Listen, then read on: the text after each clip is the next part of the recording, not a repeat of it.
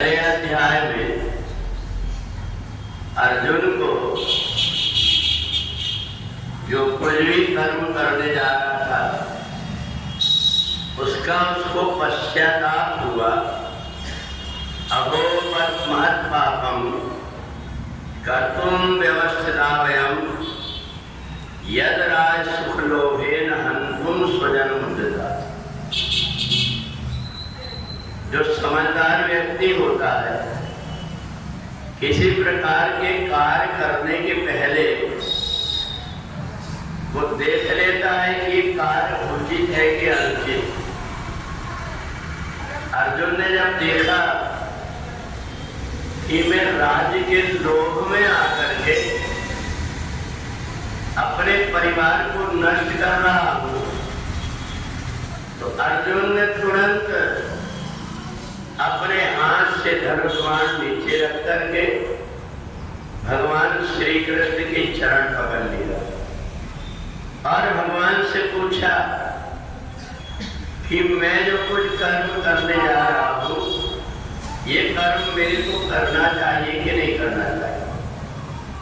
बस यही व्यक्ति की चूक हो जाती है। अज्ञानी व्यक्ति कोई कर्म करके बाद में पछताता है और ज्ञानी व्यक्ति कर्म करने के पहले ये निर्णय कर लेता है कि क्या उचित है और क्या अनुचित। और इसलिए अर्जुन के मन के अंदर द्वंद्व चल रहा था।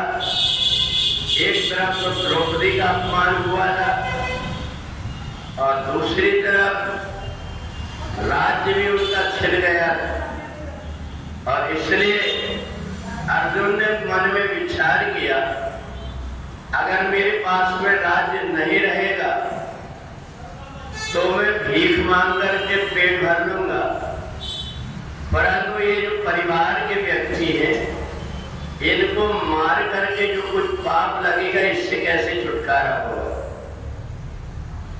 भगवान ने इस समय कर्तव्य का ज्ञान कराया अर्जुन को कि जो व्यक्ति बुरे रास्ते में चलता है, बुरा कर्म करता है, वो मरे के जैसे जीवत सासम 14 प्राणी, ये 14 प्रकार के जो जीव हैं ये जिंदा होते हुए भी मुर्दा के समान।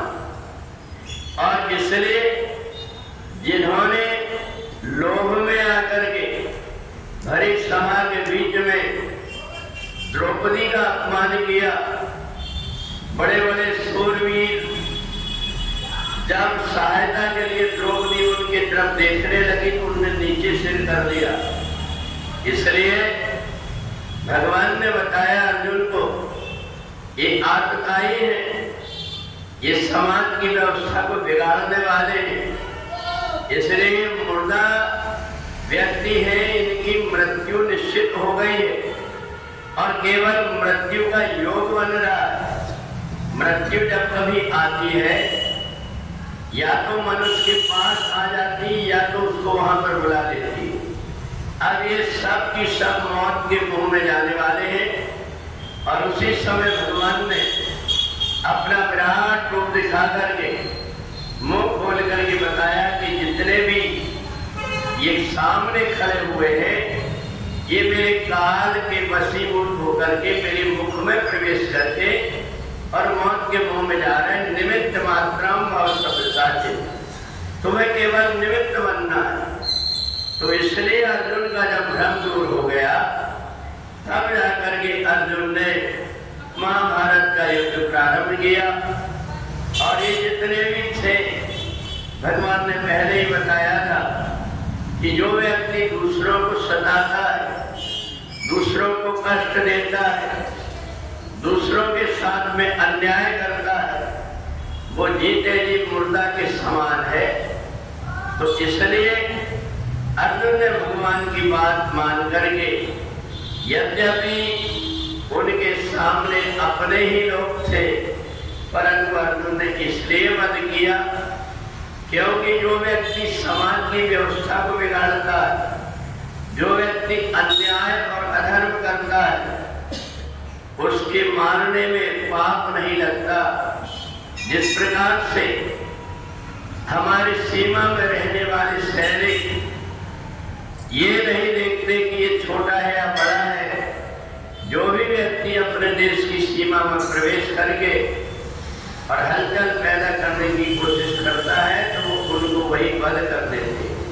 तो इसलिए ये कर्तव्य होता है समझदार व्यक्ति का कि जो अधर्मी है, अत्याचारी है, उनका यदि विरोध नहीं करेंगे तो समाज में देवता और दानव दोनों प्रकार के व्यक्ति, जिस समय आदिशक्ति भगवती जगदम्बा ने चंड मुंड का वध कर दिया, उसी समय पर सोम ने अपने दूत को भेजा और भेज करके कहा कि तुम बहुत सुंदर हो और हमारे राजा को सब सुंदर वस्तु प्रिय है, इसलिए तुम एक काम करो कि तुम उनके साथ में विवाह करके राजधानी बन जाओ, जंगल में क्यों घूम रहे हो।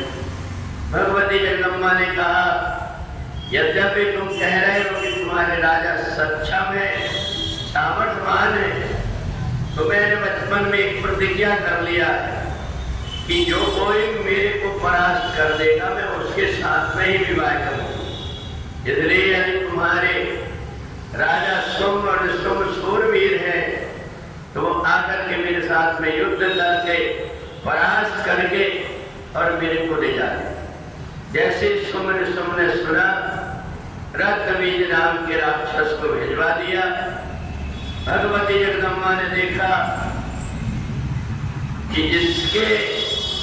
इसके खून से जितना भी जमीन में रक्त गिरेगा, इससे इसके जैसे राक्षस पैदा हो जाएंगे। तो आदिशक्ति भगवती जगदम्बा ने अपने मुख को बड़ा किया और जितना भी खून अस्त्र शस्त्र से गिर रहा था उसको अपने मुख में लेकर के और थोड़े समय में ही रक्तहीन हो गया और भगवती जगदम्बा ने उसका वध कर दिया।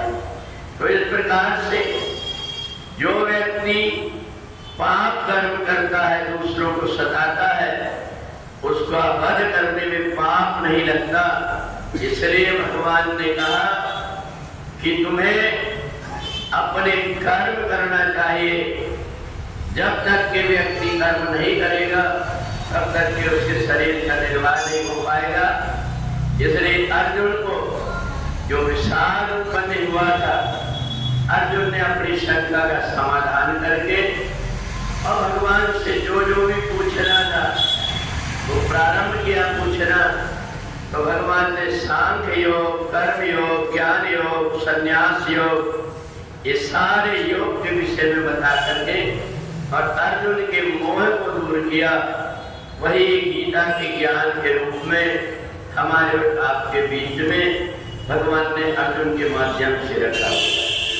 बोली वृंदावन बिहारी लाल की जय।